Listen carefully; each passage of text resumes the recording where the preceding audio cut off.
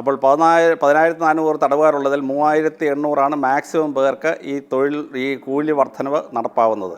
അപ്പോൾ പുറത്ത് ജോലി ചെയ്യുന്ന, സ്വാതന്ത്ര്യം അനുഭവിച്ചുകൊണ്ട് ജോലി ചെയ്യുന്ന ഒരാളിൻ്റെ കൂലിയുമായി തടവിൽ കിടക്കുന്ന ഒരാളിൻ്റെ കൂലിയെ നമ്മൾ കമ്പയർ ചെയ്യരുത്. ഡോക്ടർ അലക്സാണ്ടർ ജേക്കബ്, എപ്പോഴും തടവുകാർക്ക് വേണ്ടി അവർക്ക് മെച്ചപ്പെട്ട വേതനം കിട്ടുന്നതിന് വേണ്ടി വാദിക്കുന്ന ഒരാളാണ് ഡോക്ടർ അലക്സാണ്ടർ ജേക്കബ്. ഇപ്പോൾ നേരത്തെ ഉള്ള 168 രൂപയിൽ നിന്ന് സ്കിൽഡ് വർക്കേഴ്സിന് 620 ദിവസവേതനം വർദ്ധിപ്പിക്കുന്നത് കേരളത്തിൽ വ്യാപകമായ പ്രതിഷേധത്തിന് ഇടയാക്കിയിട്ടുണ്ട്. ഈ വേതന വർധന എങ്ങനെ ന്യായീകരിക്കാൻ കഴിയും? ഇത് ഖജനാവിന് ബാധ്യതയാവുന്നതാണോ? ഇതിനകത്ത് വളരെ പ്രധാനപ്പെട്ട ചില സംഗതികൾ മനസ്സിലാക്കണം. ഒന്ന്, 10,400 തടവുകാർ കേരളത്തിലുണ്ട്. അതിൽ 3,300 തടവുകാർ പ്രിവെൻറ്റീവ് ഡിറ്റൻഷനാണ്. കേസ് അന്വേഷണത്തിൻ്റെ ഭാഗമായി ജയിലിൽ അടച്ചിരിക്കുന്നു, അല്ലെങ്കിൽ കേസ് കോടതി കേൾക്കുന്നവരെ ജയിലിൽ സൂക്ഷിക്കുന്നവരാണ്. അവർ ഈ വേതന വ്യവസ്ഥയിൽ വരുന്നില്ല. 2, സിമ്പിൾ ഇംപ്രസൺമെൻ്റ് ഉള്ള ആളുകൾ വരുന്നില്ല. അപ്പോൾ 10,400 തടവുകാരുള്ളതിൽ 3,800 മാക്സിമം പേർക്ക് ഈ കൂലി വർധനവ് നടപ്പാവുന്നത്.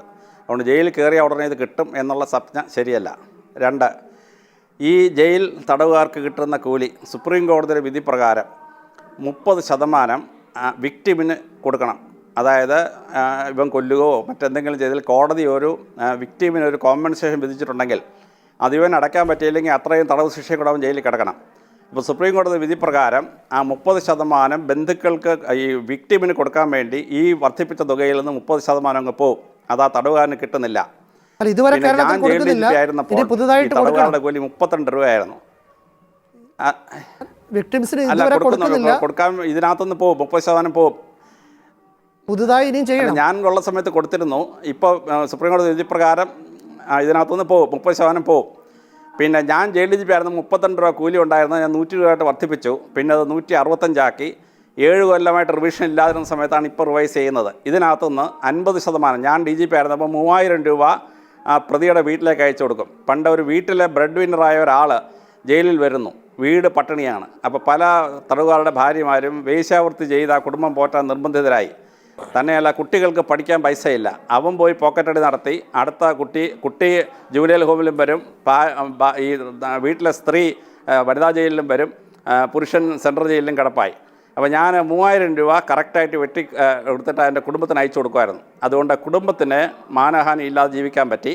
തന്നെയല്ല, അവിടുത്തെ ബിലോ പോവർട്ടിയിലുള്ള തടവുകാരൻ്റെ മക്കൾക്ക് 10ാം ക്ലാസ് താഴെയുള്ള കുട്ടിക്ക് 500 രൂപ ഒരു മാസവും 10ാം ക്ലാസ്സിന് മുകളിലുള്ള കുട്ടിക്ക് 1000 രൂപ അയക്കാൻ തുടങ്ങി. അതുകൊണ്ട് വനിതാ ജയിലിൽ 400ഓളം തടവുകാരുണ്ട്. വനിതാ ജയിലിൽ ഇപ്പോൾ കഷ്ടിച്ച് 100-ൽ താഴെ തടവുകാരായി. ടോട്ടൽ കേരളത്തിലെ വനിതാ തടവുകാരുടെ എണ്ണം 350ആയി.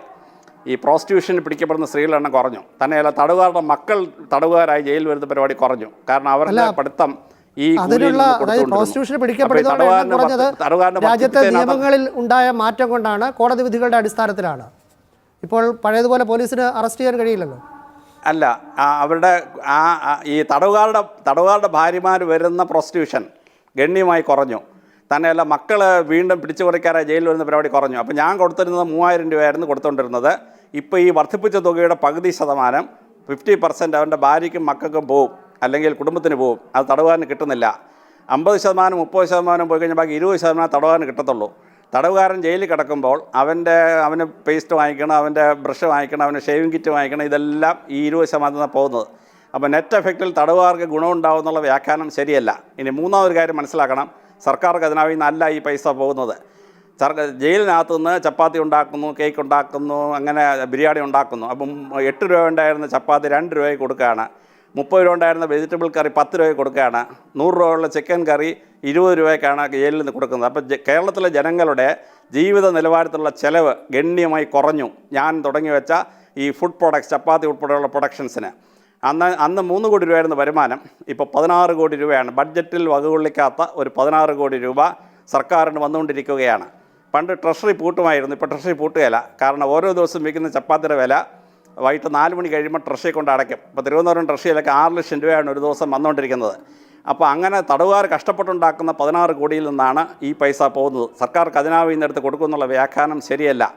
പിന്നെ ജനങ്ങൾക്ക് വില കുറച്ച് പൈസ കൊടുക്കുന്ന 16 കോടി എന്ന് പറയുന്നത് ഈ ജയിലിൽ ചപ്പാത്തി, ഇഡലി, അതുപോലെ കേക്ക് ഇതൊക്കെ ഉണ്ടാക്കി വിറ്റ് കിട്ടുന്ന ലാഭമാണോ മൊത്തം വിറ്റുവരവാണോ? വിറ്റുവരവ് 16 കോടി രൂപ ട്രഷറിയിൽ അടയ്ക്കും ഒരാണ്ടിൽ. അതിലെ ലാഭം എത്രയാണ്? ഉദാഹരണത്തിന് ഇപ്പോൾ ഒരു ജയിൽ ഉദ്യോഗസ്ഥൻ അയച്ചു തന്ന ഒരു കണക്കാണ്. അദ്ദേഹം പറയുന്നു വിയ്യൂർ സെൻട്രൽ ജയിലിൽ ഇപ്പോൾ അയച്ചതെന്നാണ്. വിയ്യൂർ സെൻട്രൽ ജയിലിൽ ഒരു മാസം 32 മുതൽ 35 ലക്ഷം രൂപ വരെ വിറ്റുവരവും 7 മുതൽ 8 ലക്ഷം രൂപ വരെ ലാഭവുമുണ്ട്. ഇത് നിലവിലുള്ള 170 രൂപ ദിവസവേതന പ്രകാരമാണ്. അങ്ങനെ വരുമ്പോൾ 2.5 മുതൽ 3 ലക്ഷം രൂപ വരെ തടവുകാരുടെ വേതനമാണ്. ഇപ്പോഴത് ഏതാണ്ട് 4 ഇരട്ടിയാകുമ്പോൾ 10 മുതൽ 12 ലക്ഷം രൂപ വരെ അവർക്ക് കൊടുക്കേണ്ടി വരും. അങ്ങനെ 7 ലക്ഷം അറ്റ ലാഭം എന്നത് 5 ലക്ഷം നഷ്ടമായി തീരും. ഇതാണ് അദ്ദേഹം പറഞ്ഞ കണക്ക്. അല്ലാതെ ഒരു ജയിലിലെ കണക്കല്ലേ, കേരളത്തിലെ മുഴുവൻ ജയിലും എടുക്കുമ്പോൾ ഈ എസ്റ്റേറ്റിനകത്ത് ഉണ്ടാക്കുന്നത്, മെഡിസിനൽ പ്രോഡക്റ്റ് ഉണ്ടാക്കുന്നത്, ആഹാര സാധനത്തിൽ ഉണ്ടാക്കുന്നത്, പിന്നെ തുണി തയ്ച്ച് കൊടുത്ത് വിൽക്കുന്നത്, ഇങ്ങനെ ഉൾപ്പെടെയുള്ള 16 കോടി രൂപയുടെ വരുമാനമുണ്ട്. അതിനെല്ലാത്തിനും ഈ ഒരു ജയിലിൽ മാത്രം കണക്കെടുക്കരുത്. അപ്പോൾ ഈ തടവുകാർ കഷ്ടപ്പെട്ടുണ്ടാക്കുകയാണ്. പിന്നെ സാധാരണക്കാരുടെ ഡെയിലി വേജസുകാരുടെ കൂലി എത്ര, അല്ലെങ്കിൽ ആശാവർക്കന്മാരുടെ കൂലി എത്ര എന്ന് കമ്പയർ ചെയ്യാൻ പാടില്ല. കാരണം ജയിലിലെ വർക്ക് 24 മണിക്കൂറാണ്. ചപ്പാത്തി ഉണ്ടാക്കാനായിട്ട് 10 ലക്ഷം ചപ്പാത്തി ഉണ്ടാക്കണം തിരുവനന്തപുരം സെൻട്രൽ ജയിലിൽ ഒരു ദിവസം. അവൻ രാത്രി 8 മണി കയറുന്നത് ചിലപ്പോൾ 12 മണി വരെ ജോലി ചെയ്യും, അടുത്തത് 12 മണി തൊട്ട് വെളുപ്പിന് 4 മണി വരെ ജോലി ചെയ്യും. അങ്ങനെ 24 മണിക്കൂർ അവൻ ജോലി ചെയ്തിട്ടാണ് ഈ ഫുഡ് പ്രോഡക്ട്സ് ഉണ്ടാക്കുന്നത്. അപ്പോൾ രാവിലെ 10 മണിക്ക് ഓഫീസിൽ ചെന്ന് 5 മണി വരെ 3 മണി വരെ 4 മണി വരെ ജോലി ചെയ്യുന്ന ഒരാളിൻ്റെ കൂലിയും 24 മണിക്കൂർ പിന്നെ വിശ്രമമേ ഇല്ലേ? അതോ ഷിഫ്റ്റിൽ ജോലി ചെയ്യുകയാണോ? 24 മണിക്കൂറും ജയിലിൽ ഈ സംവിധാനം പ്രവർത്തിക്കും, പക്ഷേ ആളുകൾ ഷിഫ്റ്റിലാണ്. അപ്പോൾ എല്ലായിടത്തും അങ്ങനെയല്ലേ? ഏഷ്യാനെറ്റ് ന്യൂസിലാണെങ്കിൽ 8 മണിക്കൂറിന്റെ 3 ഷിഫ്റ്റ് കിട്ടും, പിന്നെ 24 മണിക്കൂർ പണിയുണ്ട്, പക്ഷേ ഒരാളുടെ ജോലി 8 മണിക്കൂർ. അതെ. അപ്പോൾ ഡെയിലി നമ്മുടെ ആശാ വർക്കർ 24 മണിക്കൂറും ജോലി ഇല്ലല്ലോ. അപ്പോൾ ബാക്കിയുള്ള വർക്കേഴ്സിനോട് കമ്പയർ ചെയ്തത് ഇവന് 24 മണിക്കൂറിലെ ഷെഡ്യൂളിലാണ് വർക്ക് ചെയ്യുന്നത്. അല്ല, 3200-3800ഓളം പേർക്ക് ഈ കൂലി വർധനവ് കിട്ടിയ തടവുകാർ അവരെ 24 മണിക്കൂർ 3 ഷിഫ്റ്റായിട്ട് ജോലി ചെയ്യുകയാണ്. അപ്പോൾ രാത്രിയും പകലും ജോലി ചെയ്യുന്ന ഒരു വിഭാഗമാണ്. മറ്റുള്ളവരെ പോലെ പകൽ മാത്രം ജോലി, രാത്രി ജോലി ഇല്ല എന്നുള്ള വിഭാഗമല്ല. പിന്നെ അവരിങ്ങനെ കഷ്ടപ്പെട്ട് ജോലി ചെയ്ത വരുമാനത്തിനകത്തു നിന്നാണ് അവന് കൊടുക്കുന്നത്. പിന്നെ ജയിലൊരു റിഫോം ഉണ്ടാക്കുന്ന ഒരു സ്ഥലമാണ്. അപ്പോൾ ഈ ജയിലിൽ ഭയങ്കര കൊലപാതകം നടത്തിയ ഒരാൾ അവിടെ ആഹാര നിർമ്മാണത്തിൽ ഏർപ്പെട്ട ശേഷം ഞാൻ ജയിൽ DGP ആയിരിക്കുമ്പോൾ ജയിലിൽ ചെന്ന് ഈ ചപ്പാത്തി ഉണ്ടാക്കുന്ന തടവുകാരുടെ, ഇഡ്ഡലി ഉണ്ടാക്കുന്ന തടവുകാർ സംസാരിക്കും. അതിലൊരുത്തം പറഞ്ഞത്, ഞാനൊരാളിനെ കൊന്നിട്ട് ആ ആളിൻ്റെ കുടുംബത്തെ ഇല്ലാതാക്കി, ഞാൻ ഇന്ന് ഈ ആഹാരം ഉണ്ടാക്കിയത് ജനങ്ങൾക്ക് കൊടുക്കുമ്പോൾ എൻ്റെ കൈകൾക്ക് ആ ചെയ്ത പാപത്തിൽ നിന്ന് എനിക്കൊരു പരിഹാരം കിട്ടുന്നു, അല്ലെങ്കിൽ അവന് ആ പാപ പരിഹാരം എന്ന് പറയുന്ന ഒരു സംഗതിയിലേക്ക് അവൻ റിപ്പൻറ്റൻസിലേക്ക് എത്തുകയാണ്. അപ്പോൾ സമൂഹത്തിന് അവൻ നന്മ ചെയ്യണമെന്നൊരു തോന്നലുണ്ടാകുന്നു. ആ നന്മ ചെയ്ത തോന്നലിലൂടെ അവൻ പരിഷ്കൃതമാവുകയാണ്. ഈ ജയിലിൽ ഈ ഫുഡ് പ്രോഡക്ട്സ് ഉണ്ടാക്കുന്ന ആളുകൾ ജയിലിൽ നിന്ന് പോയി കഴിയുമ്പോൾ അവൻ്റെ വീട്ടിലൊരു ഫുഡ് പ്രോഡക്ട്സ് തുടങ്ങുകയാണ്. വനിതാ ജയിലിൽ നിന്ന് പോകുന്ന തടവുകാരെ ഞങ്ങൾ തയ്യൽ പഠിപ്പിച്ചിട്ട് വീട്ടിൽ പോകുമ്പോൾ ഒരു തയ്യൽ മെഷീനുടെ വണ്ടിക്കകത്ത് വീട്ടിലോട്ട് കൊണ്ടുപോവാണ്. ആ സ്ത്രീ പിന്നെ തയ്ച്ച് ജീവിക്കുകയാണ്, എംബ്രോയ്ഡറി ചെയ്ത് ജീവിക്കുകയാണ്. അപ്പോൾ അവരുടെ ആ കുറ്റകൃത്യങ്ങളിൽ അവരെ പിന്തിരിപ്പിക്കുന്ന ആ ഒരു റിഫോം മൂവ്മെൻറ്റിന് ഇത് വളരെ സഹായകരമായ ഒരു പരിപാടിയാണ്, വളരെ ബാധകമാണ്. അപ്പോൾ ആ റിഫോം മൂവ്മെൻറ്റോട് നമ്മൾ നോക്കണം.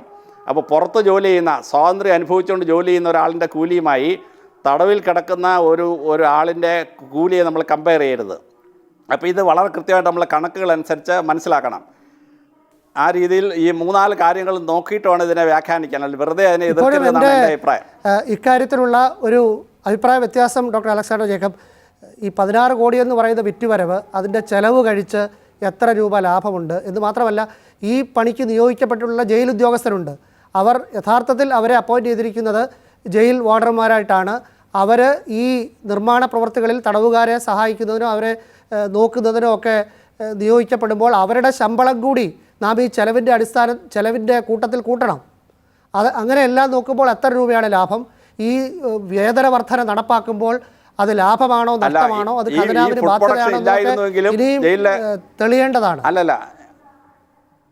അല്ല, ജയിലിലെ സ്റ്റാഫിന് ഈ ജോലി ചെയ്തില്ലെങ്കിൽ അവന് ശമ്പളം കിട്ടും. അപ്പോൾ ഇത് അവൻ്റെ ജോലിയുടെ ഭാഗമായിട്ട് ജോലി ചെയ്യുന്നുള്ളൂ. അപ്പോൾ അവൻ അതിൽ നമ്മൾ ചിന്തിക്കരുത്.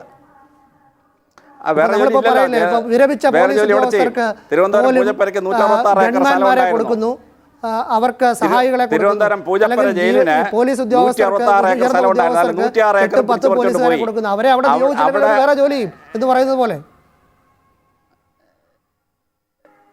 ഇല്ലല്ലോ, അങ്ങനെ ചെയ്യുന്നില്ല.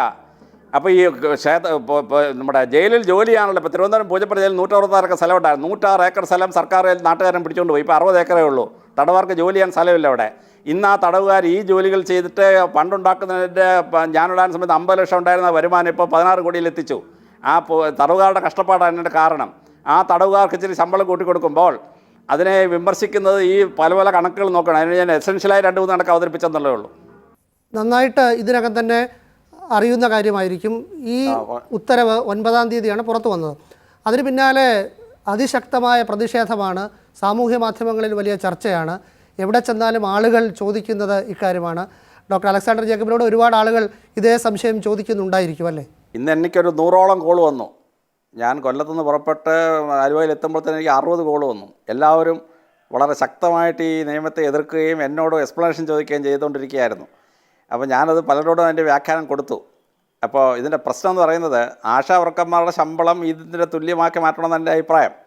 പക്ഷേ ഈ തടവുകാരുടെ ശമ്പളം പറയുമ്പോൾ 2-3 കാര്യം ശ്രദ്ധിച്ചോണം. ഒന്ന്, തടവുകാർക്ക് സമരം ചെയ്യാൻ ഒക്കെയില്ല. മറ്റ് തൊഴിലാളികൾക്ക് സമരം ചെയ്യാം, തടവുകാർക്ക് സമരം ചെയ്യാൻ പറ്റില്ല. പിന്നെ ഇവിടെ സംസാരിച്ചപ്പോഴൊക്കെ ഈ ഇടതുപക്ഷത്തിൻ്റെ തടവുകാരാണ് ഭൂരിപക്ഷം എന്നൊരു സൂചന വന്നു. അത് കറക്റ്റല്ല. ഈ വേതനവർദ്ധനം കിട്ടുന്നത് 3800 പേർക്കാണ്. അതിൽ 800 പേരേ ഉള്ളൂ പൊളിറ്റിക്കൽ പ്രിസണേഴ്സ്. അതിൽ LDFൻ്റെയും UDFൻ്റെയും തടവുകാരുടെ എണ്ണം ഏതാണ്ട് ഈക്വലാണ്. BJP RS തടവുകാരുടെ എണ്ണം അതിൻ്റെ പകുതിയും. അപ്പോൾ ഈ തടവുകാർ ഈ കഠിനടവുകാരെല്ലാം ഇടതുപക്ഷമാണെന്നൊരു സൂചന ശരിയല്ല. കണക്ക് നിങ്ങൾ ജയിലിൽ നിന്ന് എടുത്തിട്ട് പൊതുജനമധ്യത്തിൽ കൊടുക്കണം. അപ്പോൾ അത് ആ വ്യാഖ്യാനം ശരിയല്ല. പിന്നെ രണ്ടാമത്തേത്, ഈ തടവുകാരുടെ വേതനം വർദ്ധിപ്പിക്കുമ്പോൾ അവരെ കൊണ്ട് ഫോഴ്സ് ലേബർ ചെയ്യിക്കരുതെന്ന് സുപ്രീം കോടതി ജഡ്ജ്മെൻറ്റ് കൃത്യമായിട്ട് പറയുന്നുണ്ട്. വേതനം കുറച്ച് അവരെ കൊണ്ട് ജോലി ചെയ്യിക്കുന്നത് ഫോഴ്സ് ലേബറാണ്. ആ ഫോഴ്സ് ലേബർ ചെയ്യിക്കരുത് എന്നാണ് പറയുന്നത്. അപ്പോൾ ജയിലിലെ തടവുകാർ ഇത്രയും കൂലി വാങ്ങിച്ചിട്ട് തിരിച്ചു പോകുമ്പോൾ അവർക്ക് വലിയ തുക കിട്ടുമെന്നുള്ളത് ശരിയല്ല. നേരത്തെ പറഞ്ഞാൽ 30% വിക്ടിമിന് പോകും, 50% വീട്ടിലേക്ക് പോകും, പിന്നെ 20% ജയിലിലെ ചിലവിനേ ഉള്ളൂ. പിന്നെ ജയിലിലെ റിഫോംസിന് വേണ്ടി അവനെ എടുക്കുമ്പോൾ അവനെ 2018 റിഫോം കഴിഞ്ഞ് അത് 2021 ആയപ്പോൾ അത് ഡബിൾ ചെയ്യേണ്ടതായിരുന്നു. അത് മാത്രമേ DGP റെക്കമെൻഡ് ചെയ്തുള്ളൂ. അത് കഴിഞ്ഞ് 3 വർഷം കഴിഞ്ഞുള്ള അടുത്ത റിഫോമും കഴിഞ്ഞു വരുന്ന സമയത്താണ് ഇപ്പോൾ ഇരിക്കുന്നത്. അപ്പോൾ നോർമലി അത് രണ്ട് ഡബിളിങ് ചെയ്യേണ്ടതാണ്. അപ്പോൾ 320 ഏകദേശം 550-600 വരും. അപ്പോൾ ഈ തടവുകാർക്ക് എത്ര കൊടുക്കുന്നോ അത്രയും ആശാ വർക്കർമാരും കൊടുക്കണം. അതാണ് എൻ്റെ ശക്തമായിട്ട് അഭിപ്രായം.